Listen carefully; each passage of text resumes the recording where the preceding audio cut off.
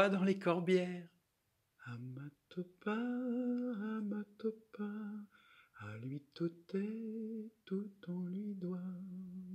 Paul sans peur, son chevrier sur l'épaule, son fagot de brigand sur l'autre, suivi de tout le troupeau de chèvres, traverse les terres de Matopa. Il arrive à Durban. Il s'en va trouver les gendarmes pour livrer son drôle de fagot. Mais là, on lui dit qu'il doit s'adresser directement au juge de paix et il apprend que le juge de paix, c'est Matopa. Mais il n'est pas là. Alors, Paul sans peur poursuit sa route, vers Feuillat, pour atteindre le domaine de l'Ortous, domaine de Matopa. L'Ortous. C'est un hameau posé au cœur d'un vallon, noyé de vignes, d'amandiers, d'oliviers. Une allée de figuiers mène jusqu'à la maison du maître. Paul sans peur s'avance dans l'allée de figuiers, entre les bergeries, les granges, les écuries. Il croise des ouvriers, des ouvrières, des gamins qui vont, qui viennent. Arrivé devant la maison du maître, Paul sans peur pose sur le pas de la porte le chevrier blessé et laisse tomber son drôle de fagot. Il monte les 3 marches du perron et frappe. C'est Matopa lui-même qui lui ouvre la porte. Matopa considère l'intrus, puis voit son chevrier blessé, le drôle de fagot, et en bon juge de paix se fait conter l'histoire. Et en bon juge de paix, il juge bon d'inviter Paul sans peur à rester. Il pourra travailler et gagnera 3 francs par jour et sera logé et nourri à volonté. Paul sans peur accepte. Pour voir. Il s'en va travailler le jour même, à déchaumer avec les laboureurs. Et c'est le soir. Le soir à la veillée qu'il rencontre tous les ouvriers. Des gars jeunes, des gars vieux, ils sont une quarantaine. Ça parle toutes les langues. Ça vient de tous les coins, catalans de Catalogne, marins sans voile du littoral, gabaches de la Montagno Negro, italiens du Piémont. Et quelques jours plus tard, le soir, à la veillée, un des gars qui était là, un berger catalan, propose d'aller veiller aux figues du patron. C'est la pleine saison. Alors comme la nuit tombe, tous les gars s'en vont vers la maison du maître. Ils s'avancent dans l'allée de figuiers, mais s'arrêtent à 50 mètres de la maison du maître. Bon, l'allée de figuiers, c'est 2 rangées de figuiers. Il y a une des rangées qui est destinée au service avec des figues de fleurs de verdal, œils de perdrix, figues de sycomore, dont chacun peut manger à discrétion.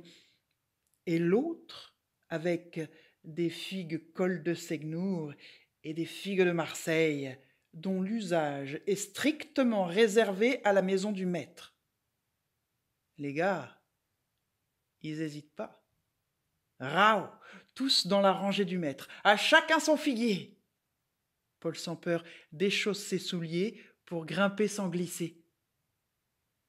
Mais Matopa, il veille, il entend. Te les mate, te les Matopa, Matopa. Il sort. Te les mate, te les Matopa. Un coup de fusil en l'air. Une pluie de plomb tombe sur les feuilles de figuier. Tous les gars filent, sauf Paul sans peur qui reste perché dans son figuier. Matopa s'approche, fusil en main, feignant de ne pas le voir. Il arrive à la hauteur du figuier où est perché Paul sans peur.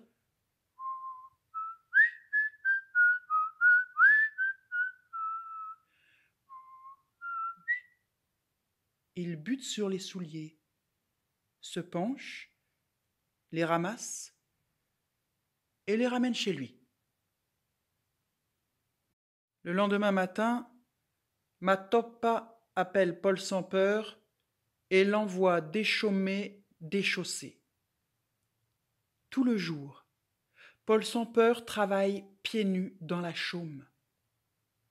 Le soir venu, les pieds ensanglantés, il va quand même à la veillée. Et là, il y a un type au regard sans fond, un de ces marins sans voile du littoral qui l'appelle. « Hé petit, allez viens, je vais te soigner ça. » Il assoit Paul sans peur, ramène une bassine d'eau chaude pleine de gros sel, attrape les pieds de Paul sans peur et les plonge dans la bassine. « Ouh, ouais petit, ça fait mal. C'est qu'il est dur le Matopa. Sa loi, c'est la loi. Mais j'en ai connu un autre, vers Sijan, un seigneur, encore plus riche que Matopa. Derrière ces collines, côté levant, tout ce que tu peux voir est sien, et plus loin encore, la terre, l'eau, et même la mer jusqu'où vont les barques de pêche. Et mauvais. Surtout depuis qu'il a ramené une fille d'un de ses voyages. Oh, une fille magnifique. Une fille comme on n'en voit pas dans nos pays. Si belle que le Seigneur ne la quitte pas des yeux et qu'il crève de jalousie dès qu'elle approche un homme. Et méfie, si elle pose ses yeux sur toi, tu succombes et tu files. C'est pour ça que je suis ici. » Pendant 2 jours encore, Paul sans peur s'en va déchaumer, déchausser. Et le 3e soir, à la veillée, Matopa lui ramène ses souliers. Paul sans peur les chausse, se lève. Tous les deux, ils se toisent. Paul sans peur demande sa paye, salue les gars, et il s'en va. Lui, il veut voir la fille.